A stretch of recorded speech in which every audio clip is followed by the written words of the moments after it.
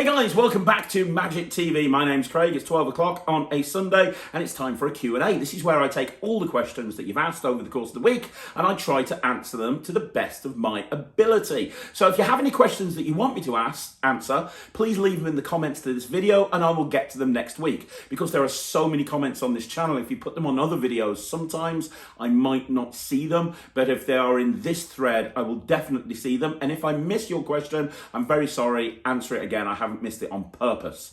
Now before we actually start the questions, two things. Number one, I typically film these things on a Wednesday or a Thursday. So you want to try and answer the question. You want to try and ask the question before Wednesday or Thursday because that's when I tend to film the Q&As. And the other thing is, exciting news with the channel. As you know, we put 15 videos out every single week. People, if you watch our playlist, you'll have noticed a new playlist pop up, which is shorts. I don't know if you know this, but YouTube are experimenting with short videos, which is videos filmed in a vertical format that run less than 60 seconds and ideally more like 15 to 30 seconds. And for me, at any rate, I think that that's the perfect medium for magic. A lot of tricks can be done very, very quickly and it really gives us a chance to kind of really show what the effect is.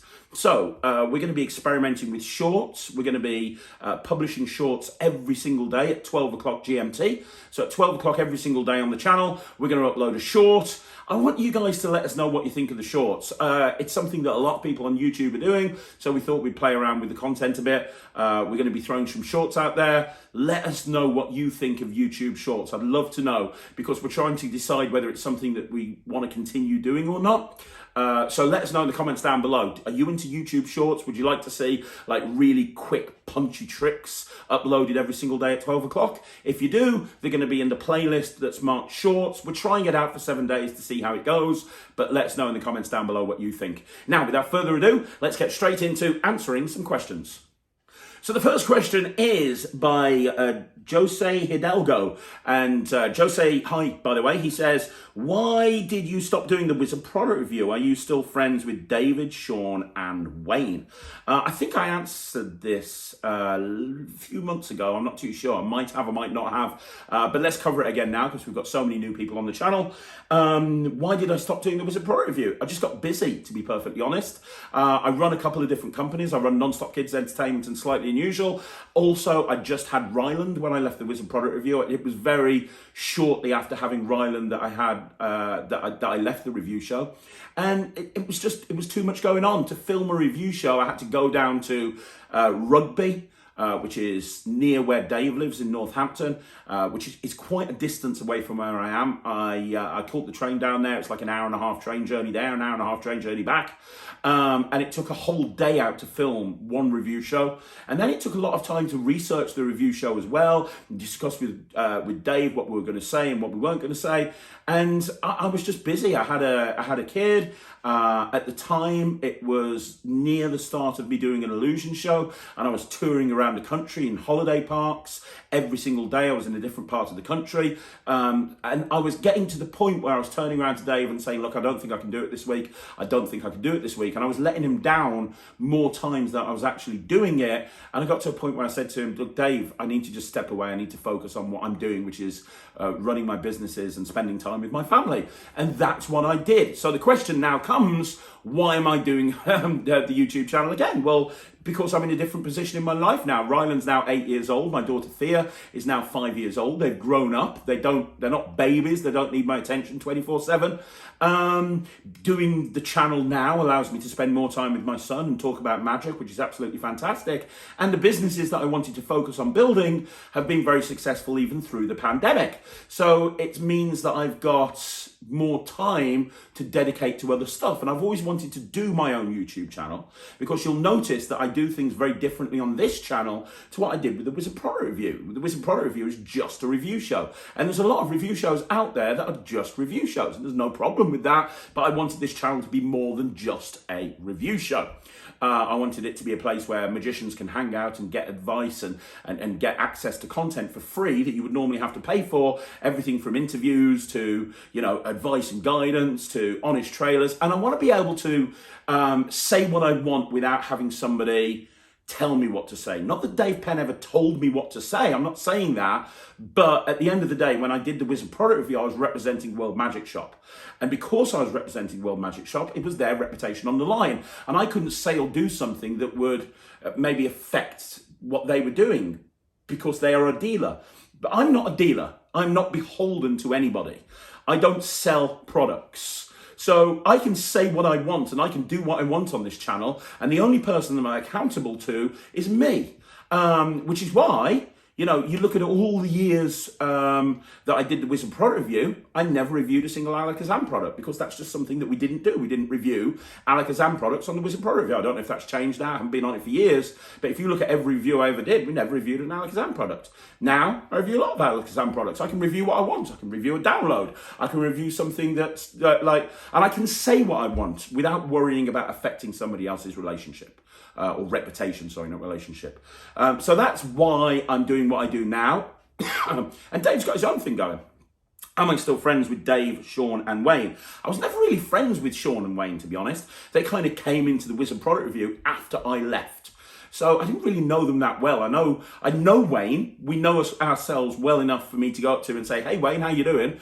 But we're not best friends. We don't speak on the phone. If he's at a convention, I'm at a convention, I'll go over and say hello, but that's where it's at. Sean, I know even less than Wayne. With regards to Dave Penn, to be honest, when I left the show, we drifted apart. He'll pick up the phone occasionally and give me a call. I'll pick up the phone occasionally and give him a call, and we'll chat to each other, but I don't think we've ever met up socially. No, we had dinner at Blackpool in 2019. We went out and had a bite to eat a couple of times, and it was nice to catch up. But it's not like I've been to his house or he's been to my house since I left the Wizard Pro Review. So we've kind of grown apart a little bit. But that's because he's doing his thing and I'm doing my thing, and we're in very different places. And Sean and Wayne, they're good guys, but I don't really know them that well. So that's where it is. Full transparency. That's where I'm at. That's why I left. And that's why I'm doing what I do now. So the next question is, Hey, this is from Elliott Montezen Ward. I think I've butchered your name there, Elliott. Sorry. I'd like to know what card to pocket routine is your favourite. I've been looking to buy either Pocket Nightmare or Get Sharky. Any of these good, or is there something else that's better? Well, both of those are card to pockets in a way. I tend to do a multi-phase card to pocket. So I tend to, my card to pocket routine is an amalgamation of 3 different routines. It's an amalgamation of Matthew Dowden's card to pocket of Party Animal. It's also got elements of Dave Williamson's card to pocket, where he did the deck to pocket finale. And there's some Greg Wilson concepts in there from Card Stunts as well. I kind of took those 3 routines, added a couple of my own phases, and I've got a multi-phase card to pocket routine. If you want to see a full live performance of it, just search on YouTube for How to Deal with Hecklers, Craig Petty Magic TV. It's in the Magic Stuff playlist. And you actually see a full live performance video of me doing my card to pocket routine to a bunch of hecklers, and you see how I deal with that. And there's a full live performance of that card to pocket routine on there. I love card to pocket. I love the multi-phase aspect of card to pocket. Because it builds, the card goes into the pocket, then it goes into the pocket again, then it goes into the pocket, then it goes into this pocket, then the deck goes into the pocket. I think it's a really magical routine. I really do. When you think about card to pocket, what else can I recommend? So those are the 3 routines I'd look at there. Greg Wilson, Dave Williamson, and Matthew Dowden on Party Animal. What do I prefer? I Get Sharky and Pocket Nightmare. I prefer Pocket Nightmare. It's a card to pocket, but it's kind of a very, rather than being a multi-phase card to pocket, it's a very laser-focused idea of, hey, think of a card. Right, fantastic. My hand's in my pocket all the time. I'm going to do this one-handed. I said I was going to do it with one hand. I just didn't say which hand. It's amazing. Ryland uses it as an opener in his stage show.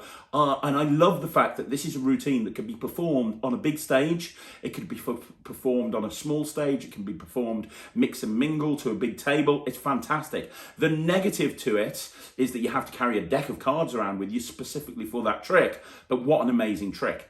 Get Sharky is good, but I prefer Pocket Nightmare. If I was going to pick one, I'd pick Pocket Nightmare, to be perfectly honest. The only other thing that I would recommend is looking into Travellers. I don't see many people doing Travellers anymore, but Di Vernon's Travellers routine is exceptional. If you don't know it, 4 people pick cards, they sign the 4 cards, it's normally the aces, they go into different parts of the deck, and then you snap your fingers and you just pull the 4 cards out of 4 different pockets. It's exceptional. I've got a version of Travellers, which I can put on a Magic Live if you want to see it. Just let me know in the comments down below. And it's a double card, it's a double Travellers routine. So you do Travellers, the cards go into the pockets, and you take them out and put them on the table one at a time. And then you say, look, I'll do an instant reset. And you snap your fingers again, and they go back into the pockets, and your hands are empty every single time. It's pretty cool. That, for me, is the quintessential card to pocket, because one card going to the pocket is good, but when you've got multiple cards going into the pocket, that's even stronger. And you don't see many people doing Vernon's Travellers anymore. In fact, let me know in the comments down below, does anyone actually do Vernon's Travellers? I'd love to know, because I don't see many people doing it. So the next question is by Davies West. Hey Davis, how you doing? And his question is, you discussed how to do fork bending. Do you have any recommendations for fork brands to use? Me being in the States makes it difficult and a lot more expensive to buy liquid forks from World Magic Shop.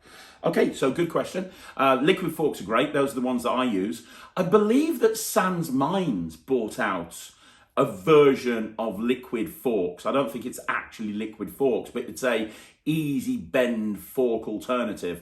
I don't know if they're still available, but you know, I imagine that they would be more regularly available over in the States. That's something to look into. Look into Sans Minds forks. But you know what? All of these forks, right? The liquid metal forks and the Sans Minds forks and all of them, they're easy bend forks, right? But you can get easy bend forks by just finding really cheap cutlery. Go to a catering supplier's, look at a wholesale catering supply company, and just ring them up and say to them, in your area, or it can be somewhere near to you, and just ring them up and just say to them, look, let me explain what I need. I'm a magician. I want to do this fork bending routine. I'm not going to give any secrets away as to how it works, but I need forks that are very cheap quality that you could very easily bend. Do you have something like that? And they'll probably, you know, because catering companies do supply cheap forks, you know, they really do, because they have to supply everything. They're going to supply high-end forks or cheap forks. They'll probably have something in stock that they think is appropriate. Ask them to send you some samples. And say to them, look, if I find the right fork, I'm going to be buying lots of these, and I'm going to be recommending it to all of my friends as well. So can you send me some samples? Have them send you some samples of the forks that they think are best, and just have them play around with bending them and see what they're like. Try the time bend, try the twist bend, try all the different bends, and see if there's one that suits your hands. And I guarantee you there'll be something that they send over to you, and just say to them, yep, this fork is perfect, I'd like to order X amount. And if you incentivize that catering company, because at the end of the day, they want to make money. You know, they don't care if they sell forks to a magician or they sell forks to, you know, restaurants.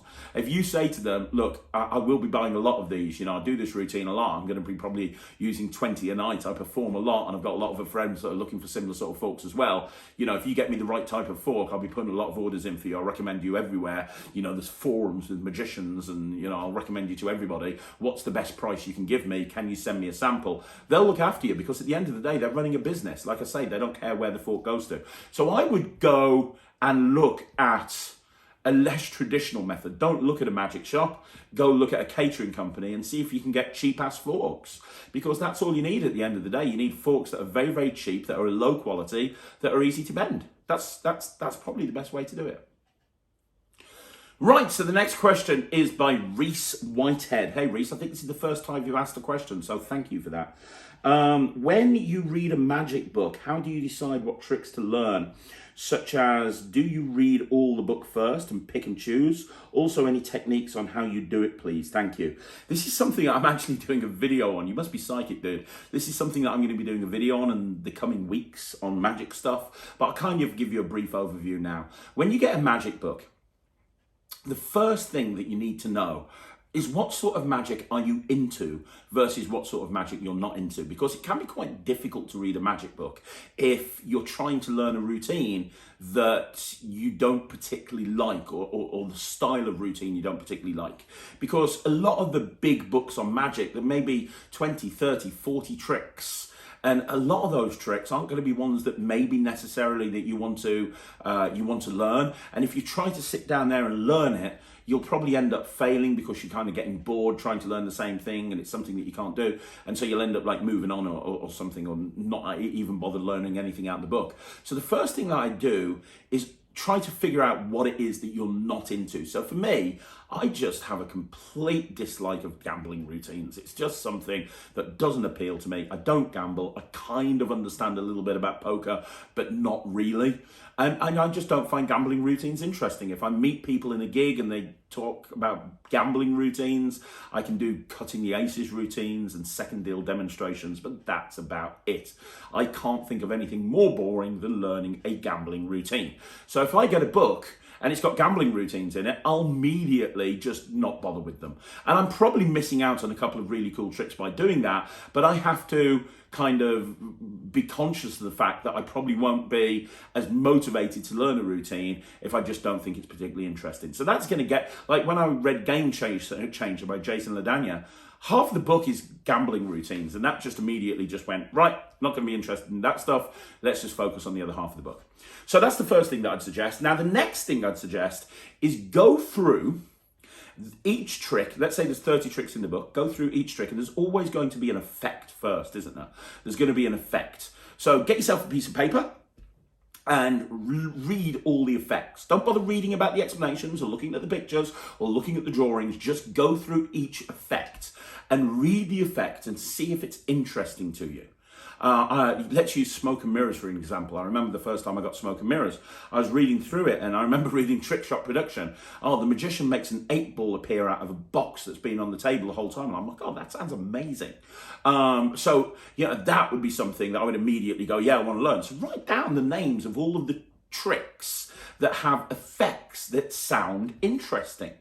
Okay, and those are the ones that you're going to learn first. Because you don't want to try and read it like a normal book where you go, right, okay, first of all, I'm going to learn this trick, then I'm going to learn this trick, then I'm going to learn this trick, then I'm going to learn this trick, because you're just going to get bored and you're going to get halfway through the book and you're probably just going to give up. So just cherry pick the routines that sound interesting, learn those first. That's probably going to take you a good while. When you've done that, what sometimes happens in books is it might reference another trick. So let's say you want to learn this particular trick. It might say in there, now you need to use this sleight. I describe this sleight in this section. Well, then you're going to have to go back and look at that section to learn the sleight for the trick that you want to learn. And so there's going to be kind of some going back and forth and stuff like that. Then, when you've learnt those tricks, go through and have a look at the pictures and look at something that looks interesting. Like there's many times I've gone through a magic book and they're holding this really weird prop, or the hand's in a really weird position, or they're holding a coin, and I'm like, what is happening with that coin? And it creates intrigue with me enough that I want to actually look at that routine. And then the rest, and then when I've learned all of that stuff, what I'll tend to do is I'll go through all of the other effects and I'll skim the other effects, and I'll kind of just do a brief skim of the trick and just see if I can get an outline of the method and see if it's the sort of thing that appeals to me. For example, I've got a million different ways to produce the 4 aces. I'm not going to say I'm not going to learn another 4 ace production, but if it's described as a 4 ace production, I'm going to have a skim of that first of all, because if it's something like what I'm doing already, why would I want to learn it, right? And that's kind of a brief overview of what I do. That's the way that I would do it to get yourself really invested in it. But key thing is to cherry pick the routines that sound interesting, because if it sounds interesting to you, you're probably going to be more motivated to actually learn that particular trick than you would something that you're not particularly interested in. So there you go. That's what I would do. I hope it helps. But guys, let me know in the comments down below. What do you do when you get a new book? How do you learn the tricks in there? Let me know down below. Okay, so the next question is by Mr. Harmon. Hello, Mr. Harmon. I hope you are well. Here's a question for you. Okay, what have we got? Have you joined or seen the Alakazam Discord chat? Probably by the time you've seen this video, I will be on the Alakazam Discord chat. I haven't actually joined it yet. I've had a very busy start to the week over here in the UK. The kids are off school this week. Well, they've been off school for months because we're homeschooling, but it's half term over here. So I'm spending a lot of time with Ryland and Thea. So I haven't really joined the Discord chat yet, but it is something that I plan on doing. And I have actually been speaking to Harry Nardi, and I'm going to be doing an exclusive lecture over there for them. I'm going to be doing a lecture on their Discord server, on the Alakazam Discord server, that's not going to be recorded. I'm going to be lecturing on a couple of unpublished routines that I've never performed on the channel. I've never published them, and the only way that you can watch them is by joining me in the Discord chat to learn the routines. And I think that I'm doing it twice because the rooms can only have a certain amount of people in there. I'm just going back and forth with Harry organising dates. It's going to be in the next week or so. Check out Alakazam for that. I'm sure they'll let you know. But I'm super excited about it. I think it's a really good idea. And it's another example of, you know, I said in the award show about how Alakazam are trying to create this community, and a lot of the stuff they're doing, you know, with their live product launches and everything that they're doing is all about creating this kind of buzz within their community. And this is just another example of them doing that. It's great. It's absolutely great. And if you guys don't know what they're doing, head over to Facebook and type in Alakazam Magic, have a look at the discussion on there. They're talking about the Discord server, or you can go on the website and I'm sure they've got it promoted on there. But they've basically created a magic club that's available 24/7 online. And from what I'm hearing, it's very, very popular, which is why I agreed to do the lecture for them. So yeah, I know about it. I'm kind of getting involved in it with them, but I'm not on there yet. But by the time you watch this, I think I will be. So the next question is again by Mr. Harmon, and he asks, what do you do if a spectator says, I've seen that one before? So if a spectator says, I've seen that one before, what do you do? That's a really good question, Mr. Harmon. It very much depends in the context in which this is happening. A lot of the time, this happens when you pull out a pack of cards. And you pull out a deck of cards and you go, hey, I'd like you to pick a card. Pick a card for me. And what will happen is a lot of people will go, I've seen that one. And they probably haven't. You know how many card tricks there are that have been published. They probably haven't seen the card trick before, but you can't tell them that, can you really? You can't say, well, actually you haven't seen this one before. So there's a couple of ways around this. And the first way is to try to make sure it doesn't happen. And the way to try and make sure it doesn't happen is by doing something that they've not seen before. So for example, when you pull out a deck of cards, rather than just going straight into a pick a card for me, do something unique. Make the pack of cards appear at the tips of the fingers. Take a pack of flash paper and light it and make a pack of cards appear. Do something like Freedom Pack by Justin Miller, where you have a card and boom, the deck appears around it. Do something interesting. Now, I know people are going to be watching this going, what do you mean like triple helix? And my attitude towards that is, yeah, if you want to do something that's really angly and you have to put it away in your pockets, I'm not going to get into triple helix anymore. But do something different to grab people's attention so they don't think that you're doing the same trick as everyone else does. Which is why I'm such a big fan of coin magic. The reason I'm such a big fan of coin magic is because coin magic, a lot of laymen haven't seen that before. If you pull out a deck of cards, they might go, I've seen that before. That doesn't happen with coin tricks. If I make a coin appear, do a flurry, make a jumbo coin appear, whatever it may be, people won't have seen that before. So that's the first piece of advice I can give you. Do something original and different. Now, if you're doing something and it's obvious that they have seen a variation of this before, for example, sponge balls. Over here in the UK, everybody does sponge balls. Everybody does sponge balls. So if I do a thing where I go, look, I'm going to grab a little red ball here, somebody might say, oh, I've seen that one before. Now, there's a couple of ways to deal with it, and the best way to deal with it is just to have an offhanded remark, because normally this will happen in a sign of a professional gigging environment. And what I mean by that is, if you're meeting up with friends down the pub and you go, here, let me show you a trick, they're not going to go, I've seen that one before, because they're your mates. You've probably performed magic to them before, right? Same with your family. But if you're at a professional gig, that's probably where people are going to go, I've seen that one before. And a lot of the time, it's not that they're being funny with you, it's just they're telling you that they've seen it before. And they might be a fan of magic, they might have seen it before, like I say. But normally it's in a group of people, right? You're not normally performing one-on-one in a commercial environment. So a lot of the time, if you're performing and there's a group of people and somebody goes, I've seen that one before, they'll probably be the only people that have. There's a couple of lines that you can use. You can go, oh, you know what, so have I, that makes two of us. Let's watch it again together, shall we? That's a line that is really great. It kind of diffuses the whole thing. It'll get everyone laughing. You've not been funny with the guy, but it's a great way to deal with it. I've seen that one before. Have you? So have I. That's amazing. It's a really good one, isn't it? Let's do it together. Or, you know, if they say, oh, I've seen that one before. Oh, yeah, fantastic. That's really good. But you haven't seen me do it, and I do it better. Something like that, just kind of a very tongue-in-cheek remark.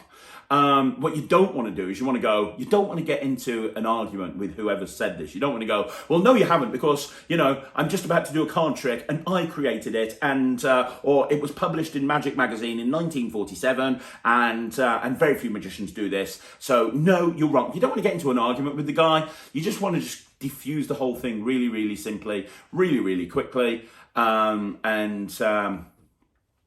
just make a funny comment and move on.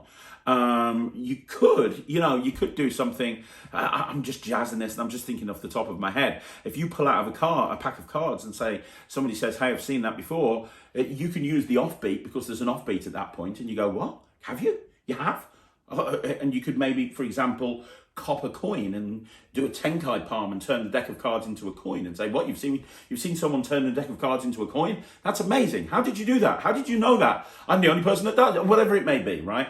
So there's lots of different ways of dealing with it. There's lots of different ways of moving from one thing to the other. I had a friend that always used to, it's not his idea. I don't know who came up with it first. I remember Paul Green doing it years ago, but I don't know. But I had a friend who always did a rope routine, and he had a rope in the card case and in a pack of cards, and he would bring out a pack of cards and he says, "Who here has seen a card trick before in their life?" And most people put their hands up, and he'd go, "Brilliant, because this is a rope trick." And he opens up the card case and takes out this rope, and it gets a laugh, it gets a chuckle. But now he's kind of established himself as somebody that's a little bit different to everyone else. So there's a lot of different ways that you can deal with this, but my attitude is very, very simple. Just kind of diffuse it as quickly as you can and move on. Okay, so the next question is, wow. Okay, so it's George Anido. Hi there, how you doing? I think I've butchered your name as well, I'm sorry. Regarding sleight of hand card magic, what is your favorite effect to perform? Card in the box. I absolutely love it. Because it's a display of skill. It's also very ballsy. I know a lot of people don't do it because a lot of magicians worry about putting cards under decks and full decks under boxes and stuff like that because they're worried they're going to get caught. So it kind of makes me stand out. I love card in the box. It's something that I do all the time. If I've got a table in front of me, card in the box generally is the way that I'm going to go. And also, it's really fun to perform as well. I love that feeling of getting away with just shoving a deck of cards in the box when the spectator's not looking. So, and it's also very entertaining. It's engaging. I've done it for years and years and years. It's just an amazing routine. Is there any specific sleight of hand you're currently working on to perfect? Yes, but it's with coins.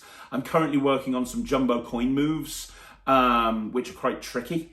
Am I working on anything with cards at the moment? I'm currently refining my 3 shell game, and I'm coming up with some new sequences with the 3 shell game. I'm working with Ryland on that as well. There is a kind of a pass that I'm working on at the moment, just for fun. I don't think I'm ever going to be able to do it, to be perfectly honest. But I'm working on a pass, and then there's this color change that I'm working on actually, and it's one that's a download on Vanishing Ink. I can't remember the name of it. It's kind of one where you show you turn a card over on top of the deck and you spin it round, and as you spin it round, it changes. It's quite angle sensitive. It uses a lateral palm, but it's beautiful. I've seen the performance of it, and it's like, oh my gosh, I want to learn that. A lot of the time these days, I learn sleights just for fun. I collect sleights, and then when I'm creating routines, if I've got, I might learn a sleight that I've not got a place for in a particular routine, but if I learn it, then I might be able to use it down the line, if that kind of makes sense. And the third part of the question is, what is an intermediate to advanced sleight of hand card magic book that you'd suggest? Game Changer by Jason LaDagna is absolutely amazing. Any of the Workers series, specifically Workers 5, is brilliant. I think Closely Guarded Secrets is a great ebook as well. Anything to do with card magic on Michael Close's website is absolutely brilliant. But Game Changer is great. I'm trying to think of other stuff that you might not have seen. I just did the Mike Powers interview that went up on Tuesday. If you haven't seen it, go and see it. Mike is a great cardician, and his new book, Tesseract, is full of some fantastic card magic. And a lot of people haven't actually picked that up and aren't looking at it. So, you know, if you're wanting stuff that not a lot of people are doing, Tesseract is absolutely brilliant. So Tesseract by Mike Powers, Game Changer by Jason LaDagna, and anything by Michael Close. Those are some good intermediate to advanced books that I would suggest you look at. They're great. And also anything by Darwin Ortiz. Scams and Fantasies is my favourite book, probably closely followed by Card Shark. Right, so the next question is by Davies West. Hey Davis, how you doing? What's your stance on some magic tricks being sold for hundreds of dollars when it's pretty clear that the props aren't worth that much? I've been told that it's somewhat of a tax so that the creator knows only professionals will buy the trick. I just want to know your thoughts. Well, my thoughts very, very simply is it depends on what you're getting with the prop. And what I mean by that is I have bought some incredibly expensive tricks over the years, mostly marketed by Scott Alexander.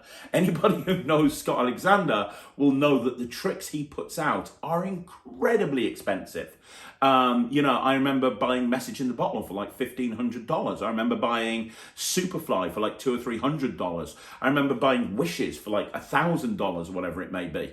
And the props aren't worth anywhere near that much. But the thing with a Scott Alexander trick is, you know, that this is something that he hasn't just created to sell and make a quick buck. Scott Alexander only markets an effect, which is why he doesn't put stuff out constantly 24/7. Scott only markets an effect when he knows that it's been worked in, he's worked out all of the kinks, which is why when you get a Scott Alexander DVD or a Scott Alexander download or a Scott Alexander product, it goes into great detail about everything. He doesn't just explain the trick. He explains what happens when you do the trick. And this is what you do at this point, and this is what you say here. It's always a live performance on the video as well. You see a live performance in front of a live audience, and you get his thoughts on what he's saying and why he's saying it. And he breaks everything down to the nth degree. From my point of view, if a routine is included with it, that magician makes his living from, he can charge what he goddamn likes.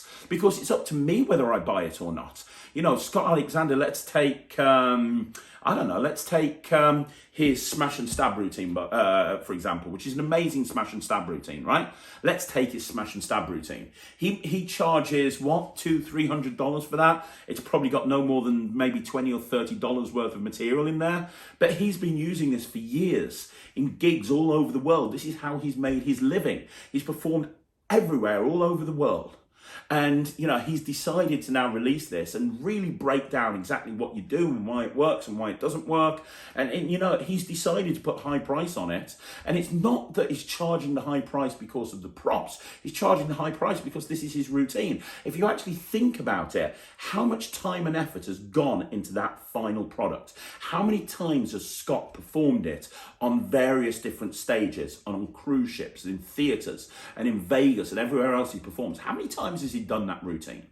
He's probably performed it hundreds and thousands of times. Now, how much effort went into developing that routine? Because he probably didn't come up with the method straight away. He tried to come up with lots of different ways about it and workshop it, and then tried it. And based on the audience reactions, he probably tweaked it a bit, and then he tweaked it a bit more. And what he's presented you with is a final product with all of the problems ironed out. This will literally work. You watch the download, you listen to what he says, and it will work, and you will get reactions like him. And yeah, you're probably going to adapt it to your own style over time, but you know that you've got a fully worked out routine. He spent thousands of hours putting that together. And if he feels like he needs to charge more than your average magician, then that's his right. And the fact is, all of his tricks are that expensive. So it suggests to me that he's doing the right thing, because he always sells them. People are always prepared to buy them. And from my point of view, when I decided to buy Wishes, and if you don't know what Wishes is, it's a Scott Alexander and puck routine, which is a bit like a miser's dream, but with bubbles, and he's catching bubbles and dropping bubbles into it. I think it's amazing. When I decided to buy Wishes, it was a big investment for me, but I bought it because I knew not many other people were doing it. And, you know, I've had people ring me up and go, "Are you the guy that makes the bubbles appear on stage? I'd like to book you." And it's a bit of a cliched thing, like this is worth the price of the admission fee. But if you're putting unique stuff into your act, then that's worth all of the money in the world. Now, you combine that, you compare that with something like Triple Helix, for example. I don't want to keep going on about Triple Helix, but it's the perfect example because this did not come with live performance footage. The download did not go into any detail beyond making the gimmick and performing with the gimmick. The first part of it was, this is how to make a gimmick. This is what the gimmick is. This is how to make it the gimmick. This is the arts and craft that you need to do to make the gimmick. Now you've made the gimmick, this is how you use it. They didn't talk about routining. They didn't talk about justification of the prop. They didn't talk about making what you do in different situations or angles or audience management. They didn't do any of that. They didn't even offer any live performance. It was literally, this is a trick, this is what we're going to charge for it.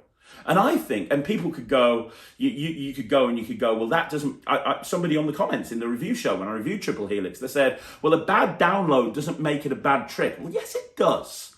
Because you're buying the total package. You're buying everything, including the instructions on how to do it.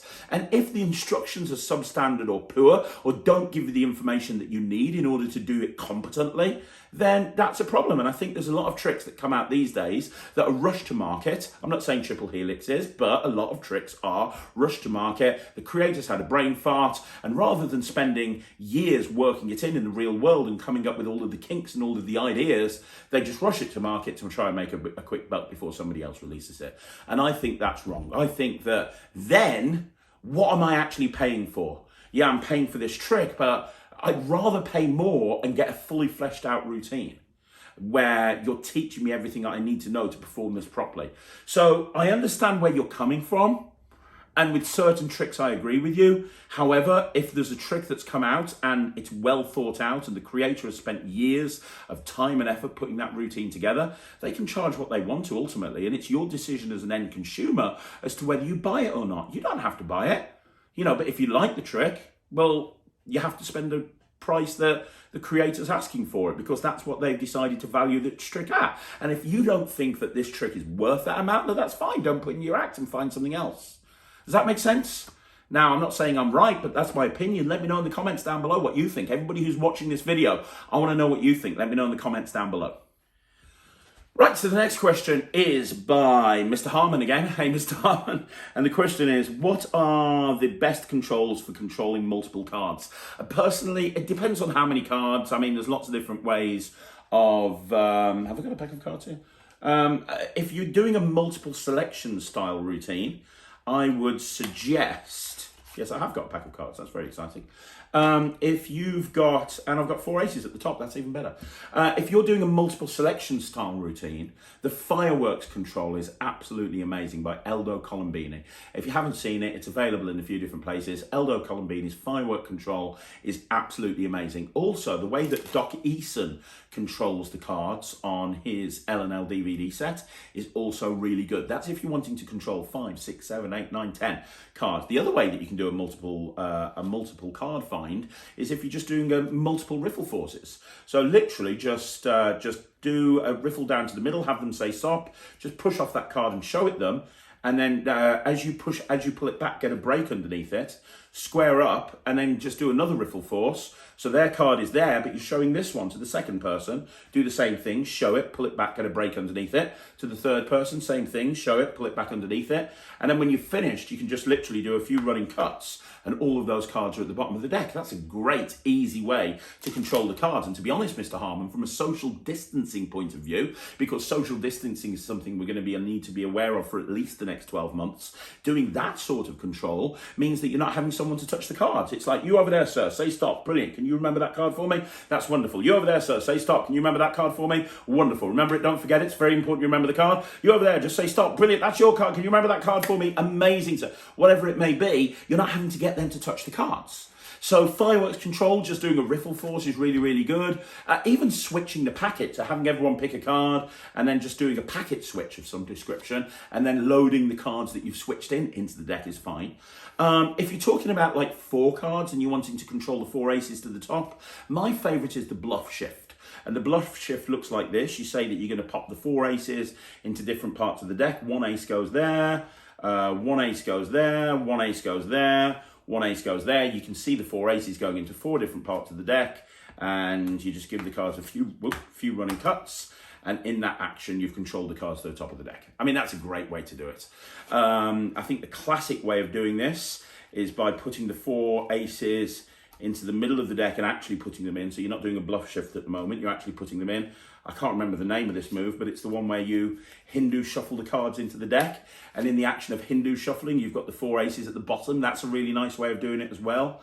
This isn't one that I do. I used to do it years ago, but you've got that one where you actually put the 4 aces into the middle of the deck. And I can't remember the name of it. I think I saw, who did I see do this first? I want to say Michael Vincent, but I could be wrong. The 4 aces go into 4 different parts of the deck. You square it in there and you straddle them. You put them into a straddle grip, and as you do an overhand shuffle, they've ended up in the top. So, but to be honest, more often than not, I'll just do the one I showed you at the beginning, the bluff shift.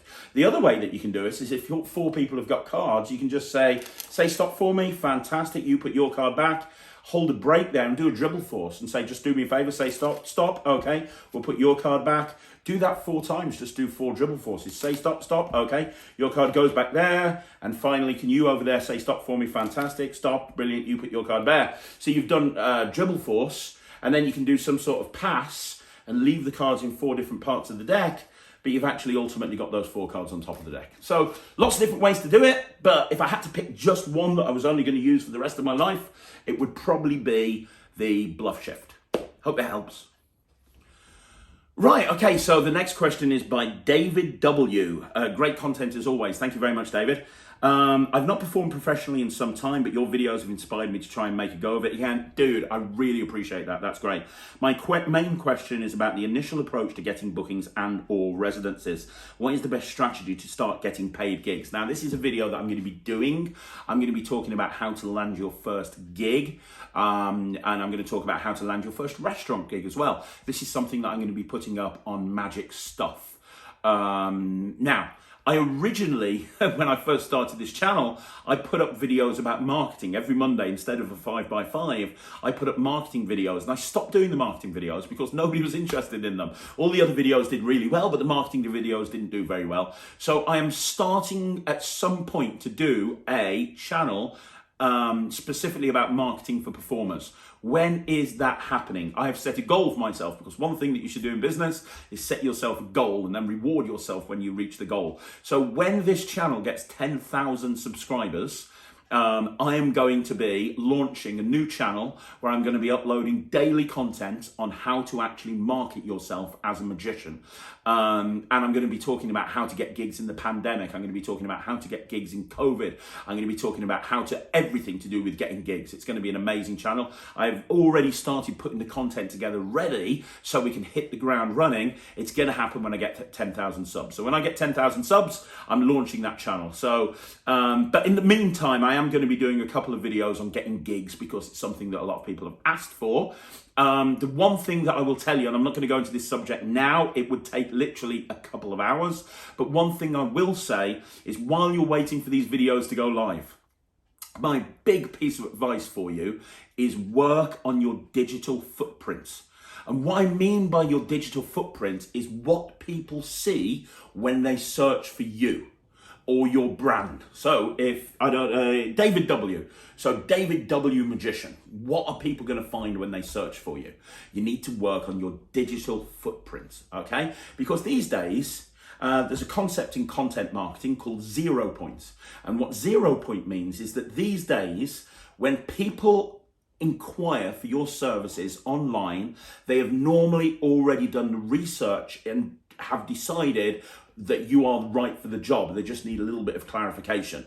And my big piece of my example is, when was the last time you bought something online, and did you just buy it blind? Or did you do a bit of research first? Did you read some reviews? Did you look for reviews online? Because that's what most people do. They look around and they look to see if they're making the right decision. So your digital footprint needs to be as good as it can be. So when people search for you, they're seeing great content. When I first started as a magician, I had some terrible content up there and I had to take it down because it was just absolutely dreadful. So work on your digital footprint. Make sure, set yourself up an Instagram account as a magician. Set yourself up a Facebook account, a business Facebook account for you know, sort of a fan page. Set yourself up a Twitter account. Set yourself up a YouTube channel and put stuff up there. Work on your digital footprint so that when people search for you, they see really good stuff. They see good reviews. They see good content. They see stuff that makes them decide, yes, David W is the person that I need to hire for my event. Work on your digital footprint, because then when you start working on the other stuff, which will be coming in videos shortly and also will be on the new channel, you will already be 5 steps ahead of the game because you'll have a good digital footprint. So there you go. I'm not going to get too business heavy on this Q&A right now, but my big piece of advice to you, and something that you can spend a lot of time on, is work on your digital footprint. Okay, so the final question is by Holyman4. Hello, Holyman. Hope you're well. And his question is, what is your favorite move in coin magic? Great question. What is your favorite move in coin magic? I happen to have some coins here.